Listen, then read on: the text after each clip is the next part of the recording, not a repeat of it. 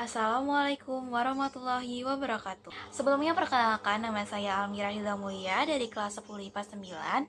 Di sini saya akan menjelaskan tentang manajemen.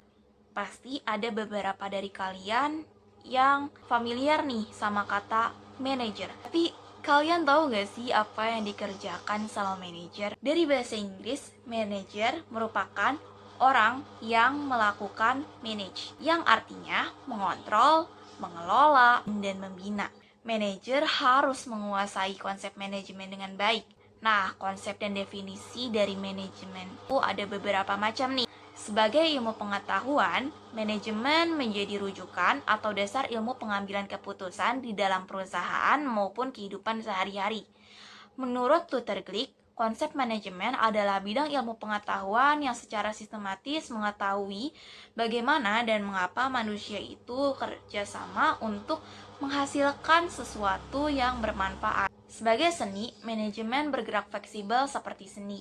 Menurut Mary Parker Follett, manajemen adalah seni dalam menyelesaikan pekerjaan melalui orang lain.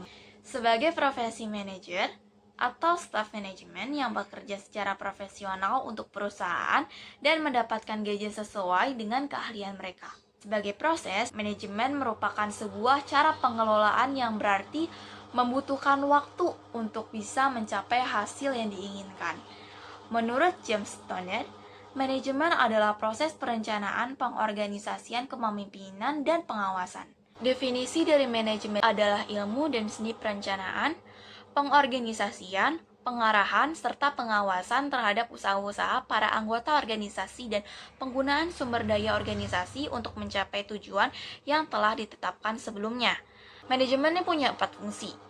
Di antaranya itu perencanaan memperlihatkan setiap langkah yang dituangkan secara gamblang mengenai ide dan praktik di lapangan. Pengorganisasian untuk mengatur sebuah rencana agar dapat berjalan dengan baik. Pengarahan dan pemberian instruksi kepada pihak terkait untuk melakukan segala sesuatu sesuai dengan perencanaan yang telah dibuat sebelumnya. Pengawasan disertai evaluasi dilakukan agar tidak ada proses yang kurang maksimal. Manajemen juga terdiri dari beberapa unsur. Yang paling utama adalah manusia yang bertindak sebagai pelaku dari proses manajemen. Yang kedua yaitu uang yang menjadi alat dalam proses manajemen dalam penggunaannya yang diperhitungkan secara rasional. Ketiga adalah bahan yang dapat dikelola dan diproduksi untuk mendapatkan keuntungan. 4 yaitu mesin yang dibutuhkan untuk membantu manusia atau manajer melakukan pekerjaannya agar lebih efektif dan efisien gitu. Yang kelima adalah metode atau standar operasional, prosedur yang baku dan mempertimbangkan sasaran, fasilitas, waktu, uang, dan kegiatan bisnis yang tepat.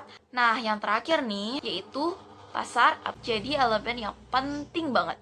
Ya kan setiap perusahaan kan butuh pemasaran yang di dalamnya itu juga ada permintaan agar kegiatan produksi mereka tuh terus berjalan. Suatu perusahaan punya beberapa bidang manajemen, antara lain manajemen produksi, yaitu kegiatan mengalokasikan dan mengkombinasikan faktor-faktor produksi. Manajemen pemasaran merupakan kegiatan membangun strategi promosi, distribusi, dan penjualan kepada sasaran yang tepat. Manajemen keuangan adalah kegiatan mengatur keseimbangan antara kebutuhan dana dan tersedianya dana dari berbagai sumber dana untuk meningkatkan nilai perusahaan. Manajemen sumber daya manusia merupakan kegiatan mengalokasikan, melatih, dan mengembangkan SDM sesuai kualifikasi yang dibutuhkan. Manajemen administrasi atau akuntansi adalah mengumpulkan, mencatat, menganalisis, melaporkan keuangan perusahaan sebagai bahan pengambilan keputusan. Bagaimana sih cara menerapkan fungsi manajemen, khususnya dalam kegiatan sekolah? Pada proses perencanaan melibatkan penyambutan siswa baru, mengenali hasil pembelajaran awal, dan mempersiapkan para siswa baru tersebut.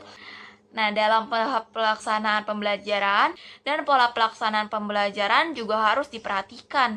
Untuk menentukan sejauh mana siswa mencapai tujuan belajarnya, mereka perlu dinilai dengan menggunakan berbagai alat dan teknik evaluasi program, mengukur dan mengevaluasi semua program dalam konteks lingkungan luar dan hasil yang diperoleh.